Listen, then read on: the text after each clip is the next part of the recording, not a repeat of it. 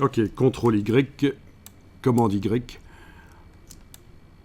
Alors ici, on va pouvoir faire quelque chose pour découper le reste. Donc c'est vous qui allez gérer. Déjà ici, peut-être une ligne pour les pattes.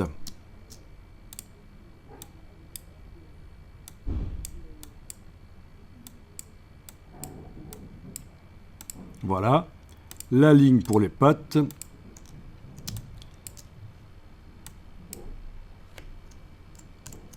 Elle est là. L'objet à découper, il est là, je le déverrouille. Est-ce qu'il faut verrouiller le bec? Ben non, pas besoin, il est très loin de cette ligne-là. Il est très loin de cet endroit-là, le bec, donc pas besoin de le verrouiller.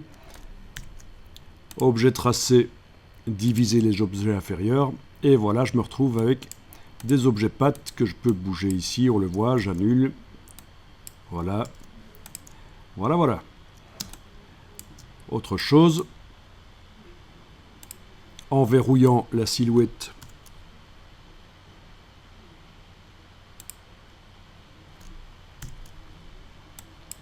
à la plume. Est-ce qu'il faut que je tienne compte de cette plume noire? Oui, allez, on va en tenir compte.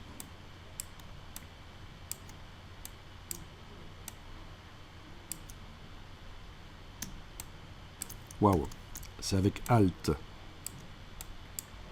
Voilà, je vais vaguement faire un semblant de plumage ici.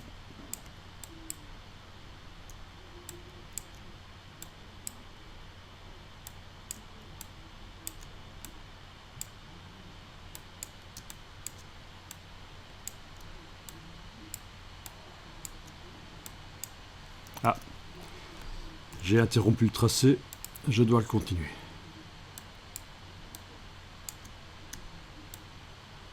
Donc je réapplique la technique qu'on a vue précédemment, tout simplement.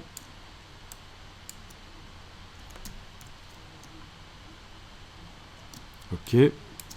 Alors. Ouais.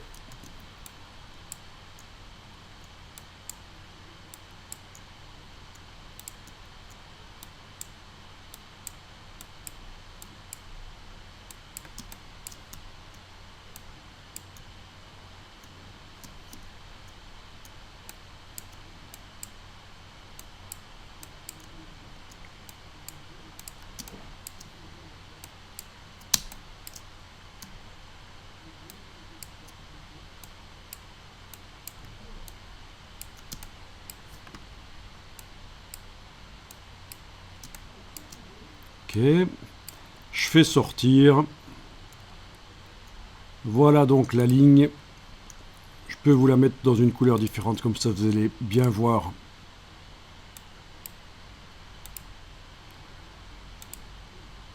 Dans une couleur bien flashy ici. Voilà, on la voit. Elle traverse comme ça. Sa couleur n'a pas d'importance puisqu'elle va de toute façon disparaître. Voilà, c'est ça que j'ai choisi de faire, mais après, on peut faire différemment. Je vais enregistrer le fichier, on ne sait jamais. Si je devais récupérer cette ligne par la suite, je sais que dans un des fichiers, elle y est, parce que dans l'opération qui suit, elle va disparaître forcément. Donc elle doit être sélectionnée. Dans la palette des calques, l'objet qui va être découpé doit être déverrouillé. Objet tracé, diviser les objets inférieurs. Et voilà, je me retrouve finalement avec, d'un côté, et là je vais enlever l'œil en face de la photo pour qu'on voit bien, d'un côté ceci, et de l'autre côté ça.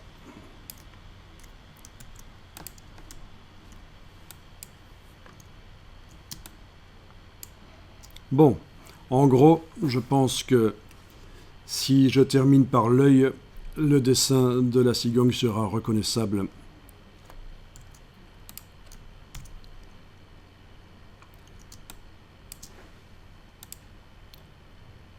Donc je vais verrouiller tous les tracés.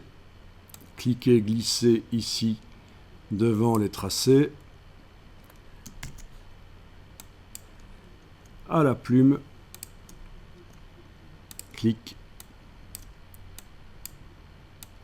Alors, peut-être que le trait est un peu trop épais. Peut-être que j'aurais intérêt à ce qu'il soit dans une autre couleur. Donc ça se gère parce que je commence à travailler là sur quelque chose d'assez fin. L'œil, donc il ne faut pas hésiter à faire quelque chose de plus fin. Voilà. Donc touche CTRL PC ou commande du Mac pour la flèche. Ah, il faut que j'indique que je continue le tracé.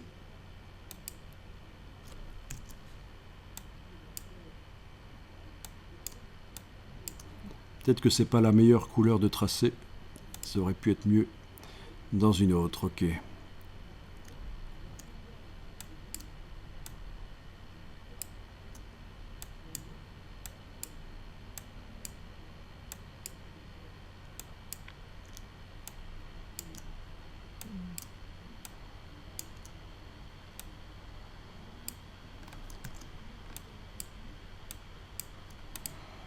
Ok, on va dire que ça, c'est bon.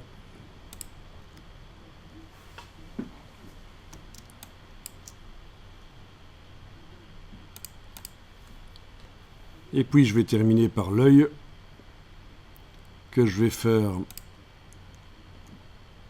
à la plume parce qu'une ellipse parfaite, ça ne correspond pas toujours à la réalité. L'angle de vue de l'appareil photo par rapport à l'œil, ça donne pas toujours une ellipse parfaite. Dans le cas d'un œil plat comme ça, dont on ne voit que le sommet.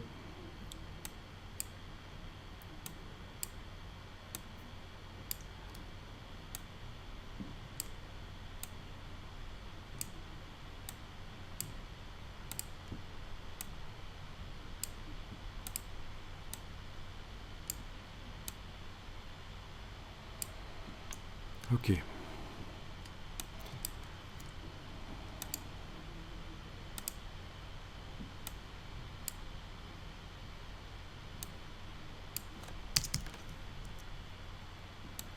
Je suis vraiment avec un contour minuscule ici.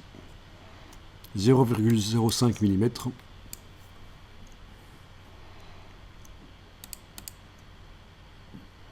Ok. Donc vous avez vu ce que j'ai fait ici.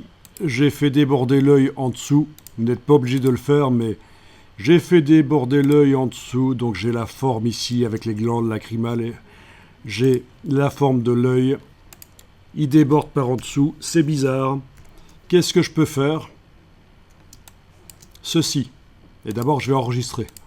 Et vous allez apprendre une nouvelle chose intéressante quand on travaille dans Illustrator, c'est la fonction diviser dans le Finder, qui n'est pas la même chose que la fonction qu'on a utilisée juste avant, qui était diviser les objets inférieurs. Ici, c'est la fonction diviser. Ok, je vais peut-être pouvoir d'abord rendre un peu pure cette forme-là, qui est un peu pourrie au niveau de son dessin, en allant dans Objet, Tracé, Simplifier. Les trois petits points. Voyons un peu si on arrive à jouer sur le curseur. Ouais. Voilà. Déjà, ça c'est quelque chose d'intéressant.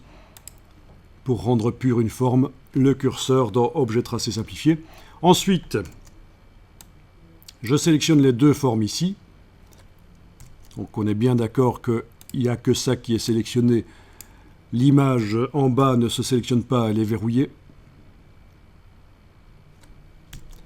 Et je vais dans le Pathfinder, menu Fenêtre Pathfinder. Et on a une option ici, c'est pas celle-là. C'est celle-là en fait, voilà, division.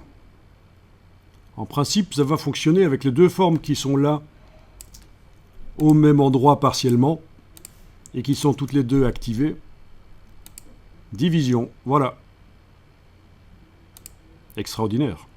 Du coup, je me retrouve avec la flèche noire. Ils ne sont pas groupés normalement. Si, ils sont groupés. Donc c'est avec la flèche blanche plus. Ok. Je me retrouve avec ici un objet. c'était l'œil qui dépasse. Touche suppression. Avec un autre objet, c'est celui-là. Avec aussi cet objet-là. Donc voilà, quand vous avez plusieurs objets superposés, il est possible de les sélectionner et d'utiliser la fonction division qui, comme l'icône l'indique, au départ des 2 carrés, vous en obtenez 3, dans le cas de l'exemple ici. Et ça peut être pratique. Encore une fois, ça fait quelque chose d'hyper précis, quoi. L'œil tombe parfaitement au bon endroit.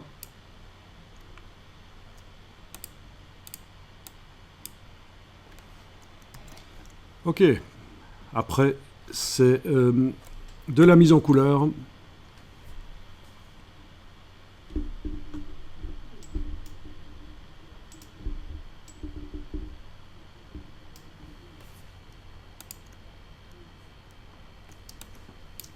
Et je pense que c'est pas mal ça. Ok, je vais tout verrouiller et finalement quand même lui faire des petites plumes. Ici, là aussi, pour ceux qui ne connaissent pas bien, ça peut être intéressant. Avec l'outil plume, je vais aller rapidement dessiner les plumes. Je vous rappelle que tous les objets sont verrouillés. Oui, c'est beaucoup plus facile. Je vais rapidement faire un semblant de plume, comme ça.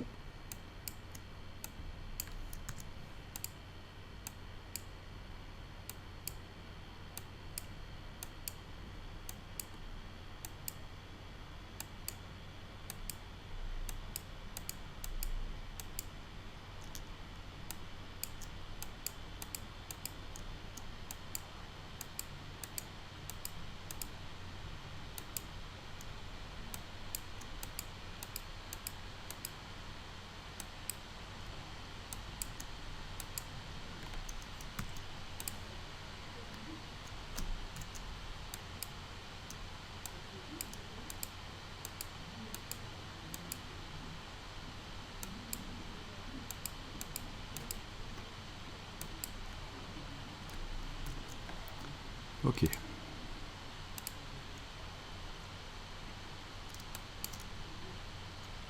Je vais enregistrer le document au cas où ce que je vais faire foirerait.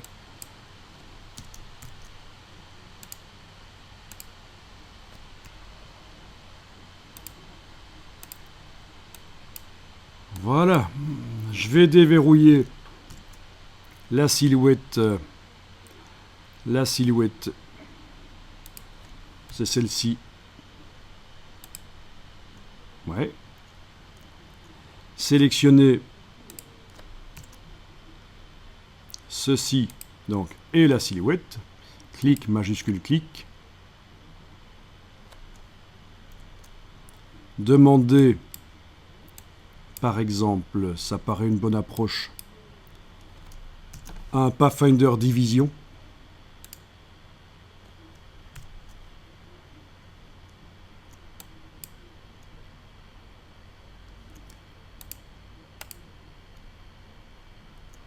Du coup,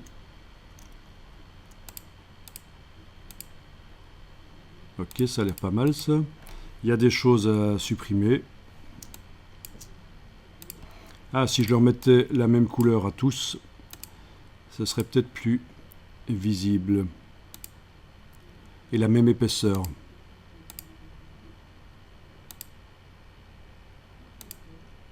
Voilà. Ah tiens, j'ai oublié de sélectionner cela. Cette partie-ci est un peu plus complexe, j'en conviens. Donc, les deux formes se superposaient et elles se sont autodivisées l'une l'autre. Donc, normalement, je dois me retrouver avec des parties à enlever. C'est encore trop épais comme épaisseur pour arriver à bien voir ce qu'on fait. Voilà. C'est un peu mieux avec une épaisseur plus petite. Donc elles se sont auto-divisées et on peut enlever les parties excédentaires. Là où je veux que entre les plumes ça rentre là, que ça fasse un vide dans la forme de l'oiseau.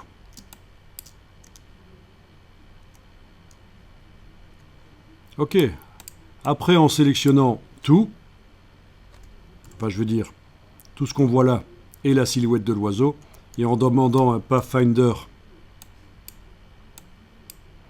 réunion, ça me réunit toutes les formes et voilà ce que j'obtiens. Amusant. Voilà. Donc j'en conviens, cette dernière chose n'était pas facile parce que c'est particulier. C'était une forme vraiment particulière. Ces plumes qui à la fois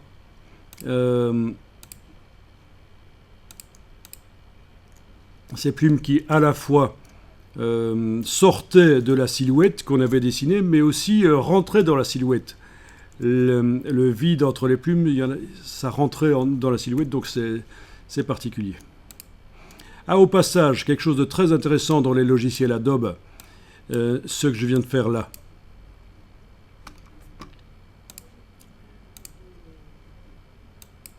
Je vous remontre, attendez.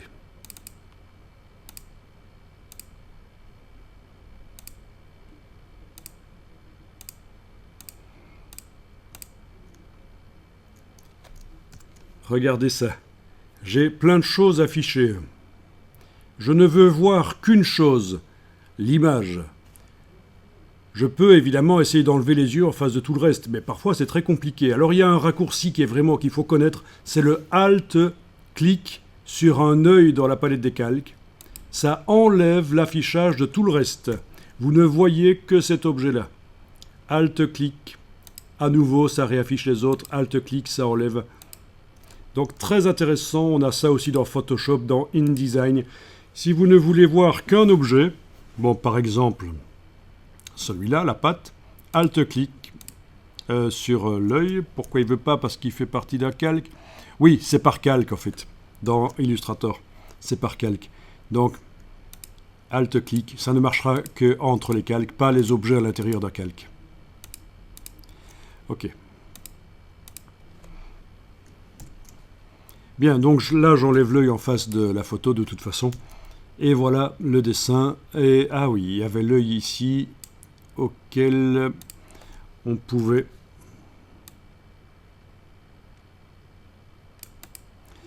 donner une couleur noire éventuellement.